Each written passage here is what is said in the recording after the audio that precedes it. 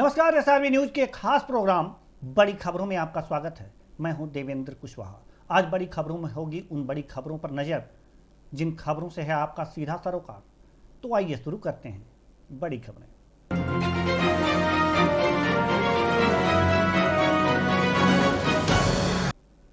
देश भर में नवरात्रि का पर्व मनाया जा रहा है। कोरोना महामारी के बेहद खराब माहौल के बीच लोगों की भीड़ मंदिरों में उमड़ रही है। लोग सोशल डिस्टेंसिंग का पालन नहीं कर रहे हैं। वाराणसी के अलईपुरा इलाके में स्थित एक मंदिर में भक्तों ने सोशल डिस्टेंसिंग और कोरोना नियमों की धज्जियां उड़ा रहे हैं। इतना ही नहीं, लोग बिना मास्क के एक दूसरे पर चढ़कर मां शैलपुत्री को फूल माला और प्रसाद चढ़ाते दिखाई दिए। भीड़ को नियंत्रित करने के लिए मौके पर कोई भी पुलिसकर्मी मौजूद नहीं था। वहीं मंदिर के पुजारी ने बताया कि प्रशासन की तरफ से प्रतिबंध लगाया गया है। वहीं राजधानी दिल्ली में कोरोना की वजह से मंदिरों में जाने के लिए भक्तों को तमाम कोरोना नियमों का पालन करना बेहद जरूरी है। दिल्ली में कोरोना के बढ़ते मामलों को देखते हुए दिल्ली के ऐतिहासिक प्राचीन मंदिर झंडेवालन मंदिर को बंद कर दिया गया है। हालांकि मंदिर के कपाट खुले रहेंगे। सुबह और शाम को मां की आरती होती रहेगी, लेकिन आम लोगों की एंट्री बंद है। वहीं दिल्ली के ऐतिहासिक सिद्धपीठ मंदिर कालकाजी मंदिर में भक्तों के लिए दर्शन के लिए कपाट खुले रहेंगे। इसके अलावा कुछ मंदिर प्रशासन ने सुरक्षा के कड़े इंतजाम किए हुए हैं। सिविल डिफेंस वॉलेंटियर के अलावा दिल्ली पुलिस के जवान को तैनात किया गया है, जिससे मंदिरों में दर्शन करने के लिए श्रद्धालुओं को सोशल डिस्टेंसिंग के साथ ही दर्शन करने की इजाजत दी जाए। इसके विपरीत मिर्जापुर विंध्याचल में नवरात्रि मेले में लगी भारी भीड़ देखने को मिली। कोरोना संक्रमण काल में भी मां विंध्यवासिनी के दर्शन पूजन के लिए बड़ी संख्या में दर्शनार्थी पहुंचे हैं और जिला प्रशासन की सारी व्यवस्था फेल होती दिखाई दी है।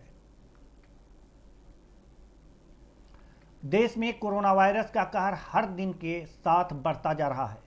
बीते दिन भी भारत में 1.61 लाख के करीब नए केस दर्ज किए गए, जिसके बाद एक्टिव केसों की संख्या भी 12 लाख को पार कर गई है। दिल्ली हो या महाराष्ट्र या फिर उत्तर प्रदेश, हर जगह कोरोना के केस बढ़ते जा रहे हैं और इसी के साथ पाबंदियां भी लग रही हैं। कई राज्य नाइट कर्फ्यू, वीकेंड लॉकडाउन में जा चुके हैं और कुछ जगह संपूर्ण लॉकडाउन लगने की आशंका है। उत्तर प्रदेश की राजधानी लखनऊ में भी संपूर्ण लॉकडाउन का खतरा मंडराने लगा है। लखनऊ में पिछले कुछ दिनों से कोरोना वायरस के मामले में तेजी आई है। रोजाना आने वाले मामलों का आंकड़ा भी 4000 को पार कर गया है। यही वजह है कि हालात बिगड़ते जा रहे हैं।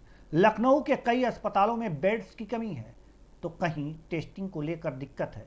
इस बीच राज्य सरकार में मंत्री ब्रजेश पाठक की एक चिट्ठी आई, जिसमें उन्होंने डर जताया है कि अगर हालात नहीं सुधरे तो लखनऊ में संपूर्ण लॉकडाउन लगाना पड़ सकता है।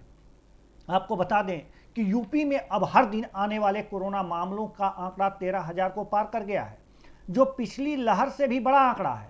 यूपी में पहले ही 1 दर्जन के करीब जिलों में नाइट कर्फ्यू लागू किया गया है।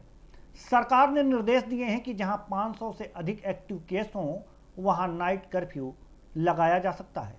देश की राजधानी दिल्ली में भी लॉकडाउन का डर सता रहा है, लेकिन अभी राज्य सरकार ने इससे इनकार किया है।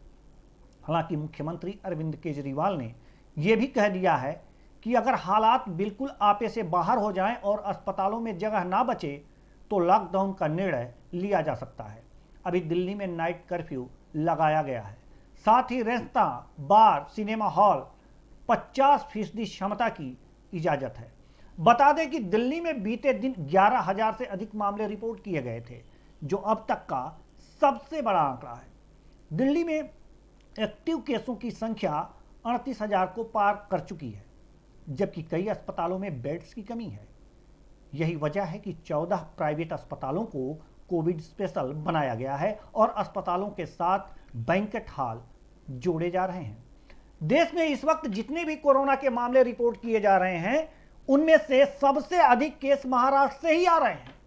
बीते दिन भी यहां 51,000 से अधिक केस दर्ज किए गए थे। ऐसे में राज्य में संपूर्ण लॉकडाउन की तलवार लटकी है। बीते दिनों मुख्यमंत्री उद्धव ठाकरे ने अपनी कोविड टास्क फोर्स के साथ मीटिंग की थी, जिसमें राज्य में 2 से 3 हफ्ते का संपूर्ण लॉकडाउन की बात सामने आई थी। राज्य के कई मंत्रियों ने बयान दिया है कि लॉकडाउन लगना तय है, लेकिन कितने दिनों का लगेगा और किस हिसाब से लगेगा, इस पर निर्णय किया जा रहा है। महाराष्ट्र में अभी नाइट कर्फ्यू और वीकेंड लॉकडाउन लगाया जा रहा है। कोरोना की ताजा लहर के कारण देश में हालात बद से बदतर होते दिख रहे हैं। हर दिन कोरोना के मामलों की संख्या बढ़ रही है, अस्पतालों में मरीजों की संख्या भी बढ़ रही है। इसी बीच राज्य सरकारें फिर से लॉकडाउन समेत कई पाबंदियां लगाने पर मजबूर हो गई हैं।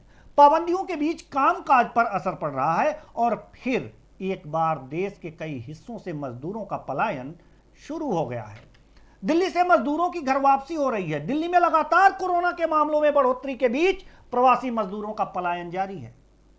दिल्ली के आनंद विहार बस स्टेशन पर मजदूरों की भारी भीड़ दिखी और हर कोई अपने घर लौटना चाहता है। वापस जाने वाले मजदूरों का कहना है कि जैसे कोरोना के मामले बढ़ रहे हैं, ऐसे में लॉकडाउन लग सकता है, इसलिए बेहतर है कि हम पहले ही घर चले जाएं।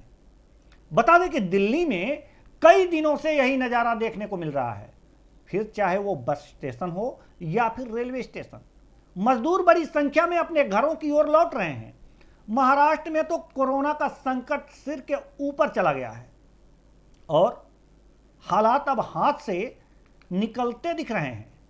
यही कारण है कि राज्य में नाइट कर्फ्यू, वीकेंड लॉकडाउन के बाद भी संपूर्ण लॉकडाउन का खतरा मंडरा रहा है। इसलिए प्रवासी मजदूर बड़ी संख्या में यहां से वापस अपने गांव जा रहे हैं। मुंबई के रेलवे स्टेशन पर बड़ी संख्या में मजदूरों की भीड़ है जो यूपी बिहार वापसी की राह देख रहे हैं। महाराष्ट्र से झारखंड वापसी करने वाले मजदूरों की संख्या भी काफी ज्यादा है। मुंबई से रांची बड़ी संख्या में मजदूर ट्रेनों में भरकर पहुंचे। रांची पहुंचे प्रवासियों ने बताया कि जहां हम लोग काम कर रहे थे वो बंद हो गया, तो बाकी काम करने वाले अपने अपने घरों को चले गए, तो हम लोग भी अपने घरों को चल दिए। रांची स्टेशन पहुंचे सभी यात्रियों की कोविड-19 जांच करने की व्यवस्था प्रशासन द्वारा स्टेशन पर की गई थी। मजदूरों की घर वापसी का सबसे बड़ा कारण नाइट कर्फ्यू, वीकेंड लॉकडाउन और संपूर्ण लॉकडाउन है। कई राज्यों ने पाबंदियों का रुख किया, जिसके कारण काम पर असर पड़ रहा है। ऐसे में मजदूरों के पास वापस आने के सिवाय कोई रास्ता नहीं है, क्योंकि पिछले साल लॉकडाउन के कारण काफी मुश्किलें मजदूर झेल चुके हैं। यही कारण है कि हालात बदतर होने से पहले ही लोग अपने घर लौट रहे हैं।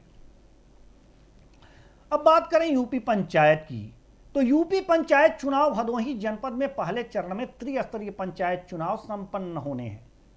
15 अप्रैल को मतदाता अपने मताधिकार का प्रयोग कर प्रत्याशियों के भाग्य का फैसला करेंगे।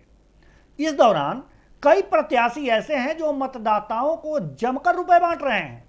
हालांकि नोट बांटने की कोशिशों को फेल करने के लिए पुलिस भी नए नए तरकीब आजमा रही है।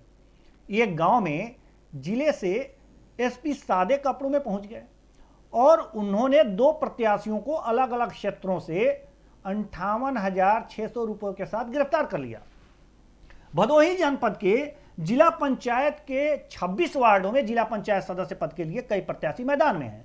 इस दौरान वार्ड नंबर 14 और 8 के 2 प्रत्याशियों के द्वारा मतदाताओं को रुपए बांटे जा रहे थे। पुलिस को गांव के अंदर देखते ही रुपए बांटने वाले लोग भागने लगे।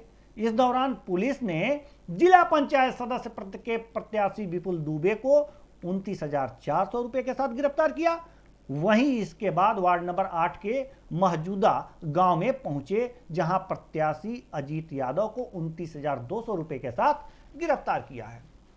पुलिस अधीक्षक रामबदन सिंह ने कहा कि दोनों प्रत्याशियों के पास से कुछ 4 पहिया वाहन भी मिले हैं, उनको सीज किया जा रहा है और इन दोनों प्रत्याशियों पर आचार संहिता उल्लंघन के मामले में मुकदमा दर्ज कर लिया गया है।